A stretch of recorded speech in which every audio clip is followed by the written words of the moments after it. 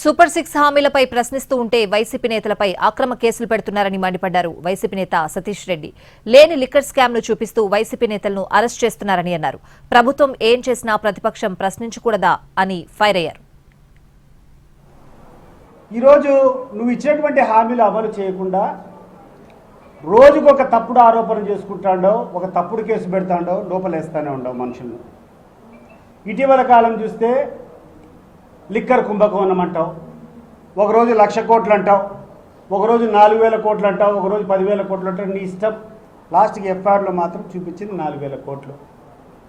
ఇక్కడ ఎవరికన్నా ఎక్కడైనా ఈ రోజు వరకు నువ్వు అరెస్టులు చూపిస్తాడో, అరెస్టు చేసేటప్పుడు అవినీతి జరిగిందనేటప్పుడు ఇదో ఇంత డబ్బులు పట్టుబడినాయి, ఈ డబ్బులు పలానా రోజులకు పోయినాయి అంటే ఎక్కడైనా నీకు ఆధారం, నీకు ఎవిడెన్స్ లేకుంటే ఏదైనా ఉందా? ఎవరి దగ్గర తీసుకున్నారు, ఎవరికి ఇచ్చినారు, ఎవరన్నా ఇచ్చినా నేను ఇచ్చినా అని చెప్పిన ఉన్నాడా, లేకుంటే నేను తీసుకున్నా అని చెప్పిన ఉన్నాడా, లేకుంటే నీకు ఏమైనా డబ్బులు దొరికినాయా, మనీ ట్రయల్ ఏమైనా జరిగిందా? చేయకుండా నువ్వు కూర్చొని నీ ఇష్టం వచ్చినట్టు అరెస్టులు చేసుకుంటూ పోతుండవు.